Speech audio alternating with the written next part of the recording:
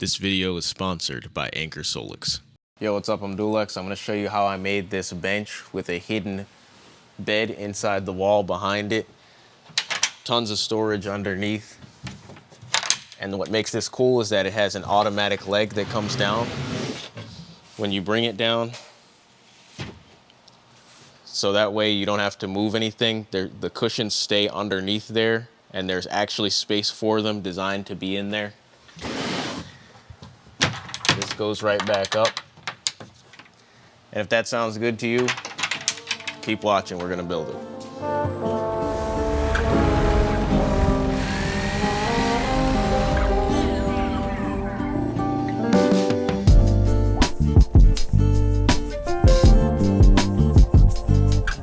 The main idea for this bed is that it needs to be able to work for van walls, which are not straight. So there's a decent amount of space that this needs to be pushed away from the wall to allow for curvature. This will leave you with a straight false wall. The main difference between this Murphy bed design and other ones that you may see is that I'm going to be using that wall as the leg for the bed when it comes down. The main drawback to this method is that you'll have a visible line of where your leg is, and you can hide that with an accent wall or slats or something like that, just to take your eye away from that line so that it just looks like a regular wall to you when you look at it. Although it does look pretty clean the way that it is, so I could see some people building this and just leaving the line visible if they don't care. And nobody wants to play musical chairs with their cushions just to go to bed.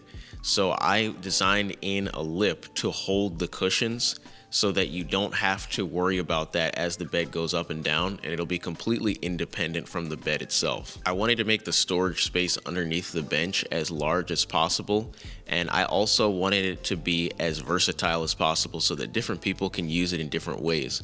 In this van, I'm going to be installing drawers, but you could easily put doors on it or just leave it as open space, or have chest space instead of drawers or doors on the front and cover up the face. I also designed curved built-in armrests for extra storage and a little bit of style. In the description of this video, you'll find a build plan as well as a SketchUp file that you can download and import into the free SketchUp online app.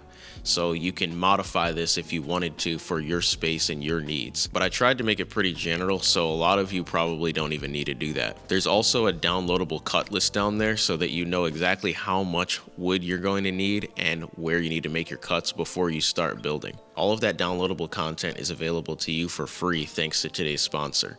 You can donate to my website if you'd like to pay for the plans, but no payment is required to make the download. The way I designed this, you actually need two walls, one on either side of where the bed itself is going to go. And in this van, there's no walls in here yet because I didn't build any furniture, but you can use the furniture walls as long as the distance is the right size.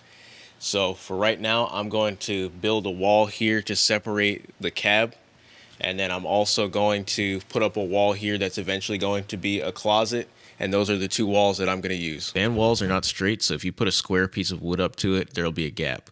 What I like to use is this clamped pencil scribing tool that has a skateboard bearing on the end of it, and it's adjustable so you can get it to the distance that you need to reach your wood from the wall. And then you ride the skateboard bearing on the wall, and as you do that, you're making a mark on the wood that is the exact shape of the wall itself. Then you just cut that out with a jigsaw, and it works every time. Once you've got your walls set up and ready to go, the first step is to make cuts on the cut list so you have all your pieces ready to go to assemble. Let's get to work.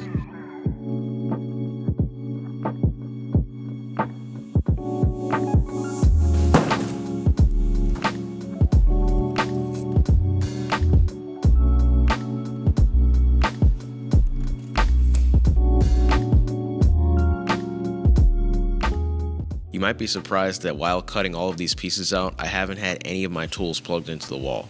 That's thanks to today's sponsor, the Anker Solix F3800. I've actually been running most of my shop, including the lights, track saw, dust collector, miter saw, and more off of this portable power station, and I'm honestly surprised at how much it can handle. I've been lucky enough to test a ton of these power stations over the years, but this one's a little bit different.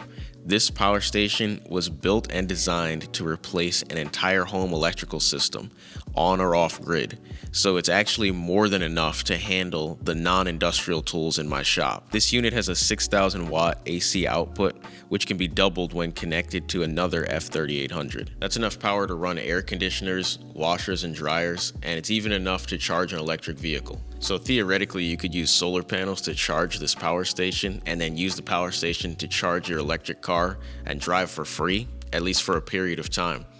I don't have an electric vehicle to test out that theory, but if anyone has one and wants to let me borrow it, I'd love to make a video on that. It also has a built-in RV port, so you can just plug your RV in like you would when you're plugging into a shore power hookup at a campsite, and then you're just immediately off grid, but you're just plugging in like normal. The base battery capacity for this unit is 3,840 watt hours, but if you needed more, you can expand this all the way up to 26,880 watt hours with optional expansion batteries. But there's enough power without the expansion batteries to run an average home for about a week, and if you run 2 units in parallel, you're looking at least 2 weeks of backup power. And for those of you building out a van, RV, or tiny home, this battery is more than enough to run your entire electrical system off of with minimal wiring needed. And you can also use it to run your tools and lights while you're building it, like I am right now.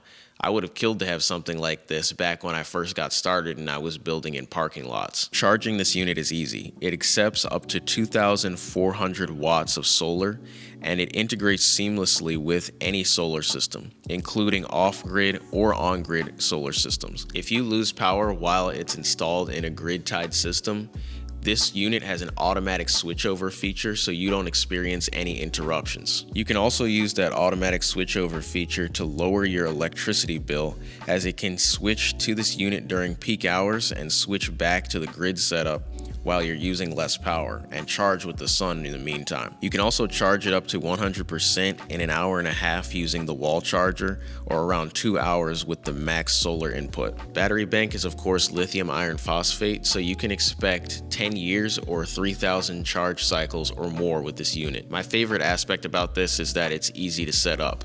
It's literally plug and play unless you're tying it into a grid system, and even then, an electrician can do it for you in an hour. One drawback of this unit's main purpose being a home backup system is that the DC usage options are minimal. The F3800 only has a 12 volt 10 amp car style receptacle, and I usually use 30 amp to install my electrical systems, and with a battery bank this big, not having a 24 volt output is a bit disappointing. Anker will have some deals active for Fall Prime Day, which should include the F3800, so check out the link in the description if you want to take a look at those discounts. But now that we've got all of our pieces cut out, we need to modify some of these pieces before we can assemble our cabinet. Oh, and thanks again to Anker Solix for sponsoring this video and helping me keep the lights on in this shop. Literally. There are 6 pieces that are going to be used for the curvature of the armrests. I'm just using a paint can because it's readily available and it's an easy radius to cut out. I'm also stacking all of the pieces together so that when I cut them, they all have the same exact curve. I'm also using pocket holes in some very specific spots, and these are going to help me establish my curve later. 2 of these don't get pocket holes because they're actually going to hold the lids of the armrests up, so I'm cutting out the inside of them and adding countersink screw holes so that we can mount them. The next cutouts are for the top of the bench, and this is for ventilation and so that you can reach your stored items from underneath the cushions. If you want to reuse your cutouts as lids for these sections, you can do that by doing plunge cuts with a circular saw or a track saw and then using a jigsaw to cut the radiuses. If you drill a hole for your blade to fit through, it's not going to allow you to reuse the material that you actually cut out. This way, you have smooth pieces that can be used as lids if you need to.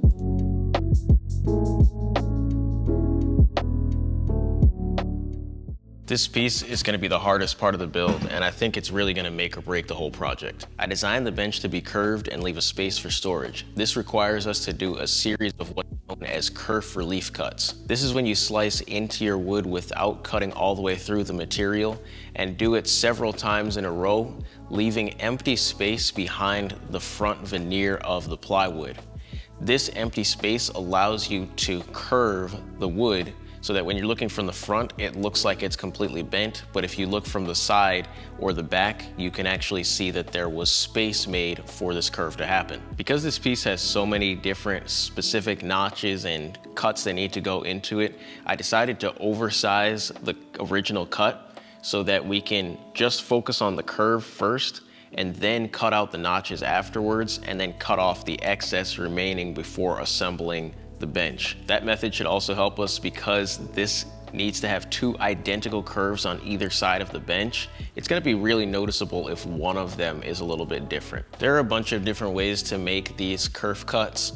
You can use a table saw, track saw, circular saw, miter saw, even a router. It really doesn't matter as long as you make straight lines and your cuts are not going all the way through the wood. I'm going to be using the table saw because I have one, and to me that's probably the easiest way to do this and get the straightest lines. And I'm going to be starting my cut about 1.5 inches before the curve needs to start, and then ending about 1.5 inches after it needs to end. What worked for me was setting the blade a little bit less than 1/8 of an inch below the top of this material, and I'm making my cuts every 1/4 of an inch.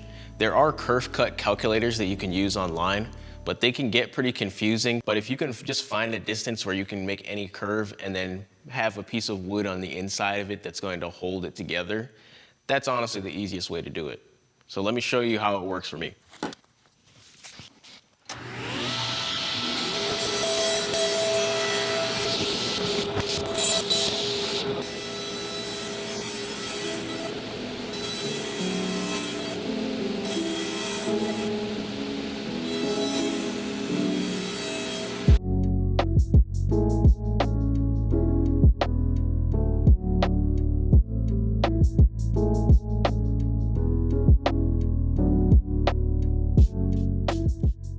Now that I've made my relief cuts, I can cut my final dimension. The way I like to do this is actually bend the wood around the piece the way that it's supposed to go, and then take my pencil and mark the end of the wood. But I'm adding 1 inch for the material in the back and the front of this because it's not going to be butted up to the end. And now I'm finally able to cut my final dimensions and make the marks for the rest of the cuts that need to go into this piece.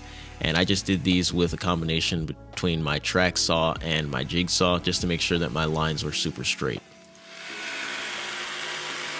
Now I'm finally ready to actually make the curve. I'm putting glue onto the piece first, and then I'm adding a 1/2 inch spacer before putting one of our curved pieces with the pocket holes in on the bottom.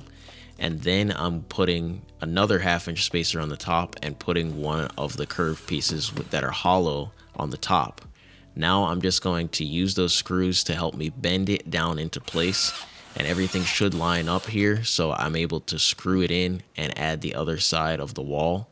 And I just repeated the same process for the other armrest, and I had 2 identical curved pieces.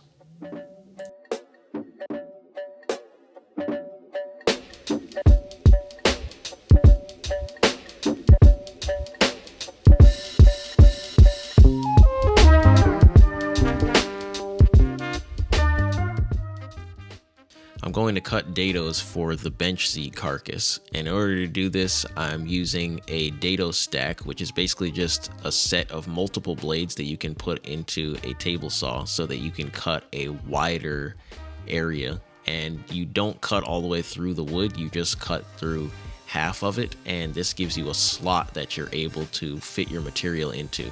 You can also do this without a table saw if you just do multiple passes with a circular saw or something. But this is basically how it should look afterwards when you've done it properly.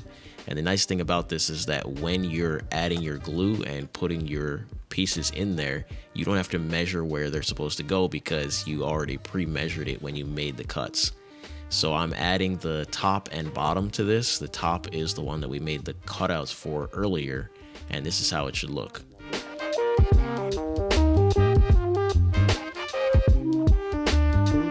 Now we can connect the pieces by adding our bent armrests that we made earlier to each end and connecting them with pocket holes on the top and the bottom. Now I'm actually going to go back and add some more support to these end pieces by adding a piece of wood that goes from the top all the way to the bottom on the ends there, because I just feel it's a little bit too weak. but for now it's just put together with pocket holes for the purposes of this video. You should know that you did everything right so far, especially the curved armrests. If your back piece fits right in between your two armrests and the slotted center pieces are even.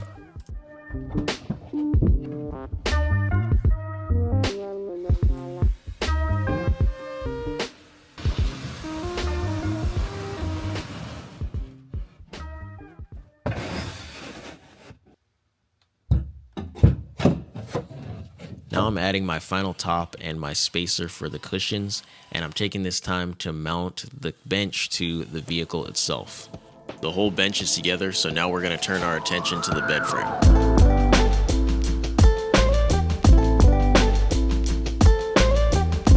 The two side pieces that are holding our mattress are not the same size on both ends, so I'm cutting this on the table saw to make sure it's totally straight, and then I'm finishing it off with the jigsaw. I did this because on one end you don't want to actually feel like you're sitting on wood when you sit onto the bed, and on the other end we need space to hold the boat seat swivels that are going to make this mechanism work. 1/2-inch plywood likes to bend a little bit when it gets this thin, so I like to use these right angle clamps to hold everything together while I throw in a few screws, and when we put in the rest of our pieces it's going to keep everything a little bit more straight anyway. Now that our outside frame is together, we're going to make the face of this bed, which is also the wall with the hidden leg in it. So I'm going to lay down all three of the pieces that are making up this entire thing, and then I'm putting down the frame and screwing it to only the top and the bottom, and I'm just leaving the leg part there as a spacer. Next, I'm going to cut out some 3/4 inch material. This is the only 3/4 inch material used in this entire project, and these are going to be used as the slats to hold in the mattress and give some rigidity to this bed frame.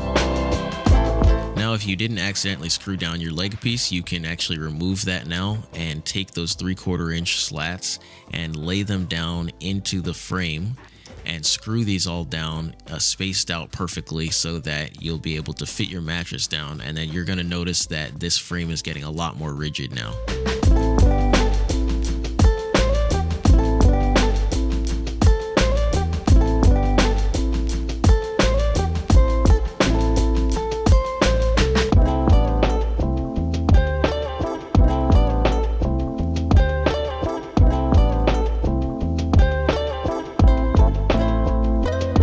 The slats are in, I'm going to turn this over and put the leg piece back on there, and I'm going to add hinges to it. If you did this right, then your leg piece probably won't fit because it's going to be a little bit too tight, and you'll probably have to cut maybe 1/8 or 1/4 of an inch off of it. I did that on purpose to make sure that we would have this be the proper fit in the end. Once you get the fit right, you actually have to remove this leg so that it's going to be a little bit easier to mount all of this stuff in the van. And I'm also going to take this time to install the boat seat swivels that we're using for the hardware to actually move the bed. And I like to just put these on here and mark the holes and then drill them as close to the center as possible. And that's just so that we don't hit our other plywood edges from the pieces that are connecting to this. I'm just using bolts to put these in, and I'm not making them super tight because you might have to take them out later to make it easier to mount these to your wall.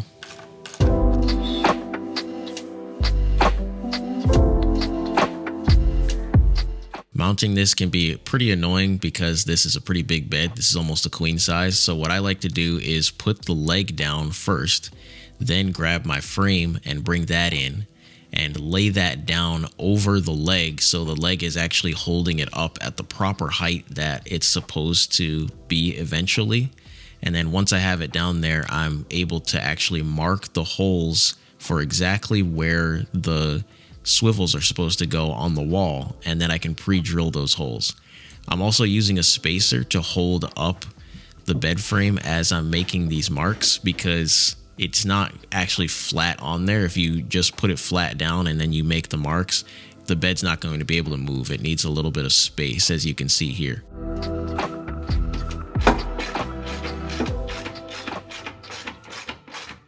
Now I'm just going to repeat the same exact process on the other side. This is a lot easier if you didn't mount your other wall yet because you can move it around. Then I'm reattaching my leg on the bottom and testing it out to make sure it works.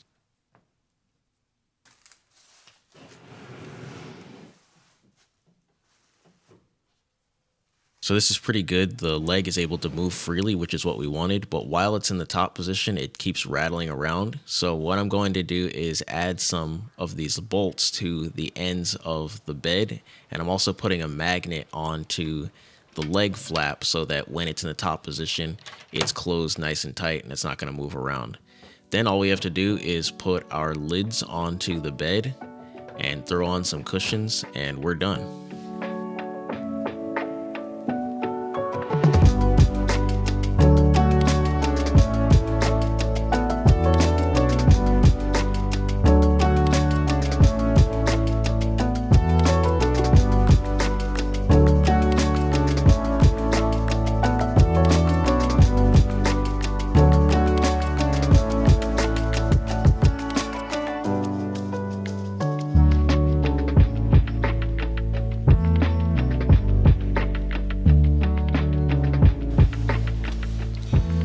So there you go, that's how I made this. Obviously mine is not actually completely done.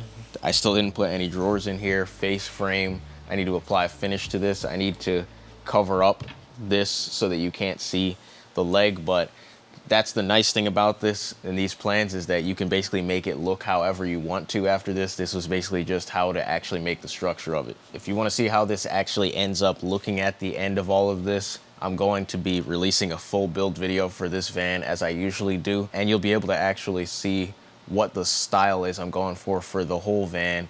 And I think you're gonna like that if you like this video, so make sure you subscribe if you haven't already so you can be ready to see that when it comes out. Thanks again to Anker for sponsoring this video and making it possible for me to give these plans out for free. But until next time, see you later.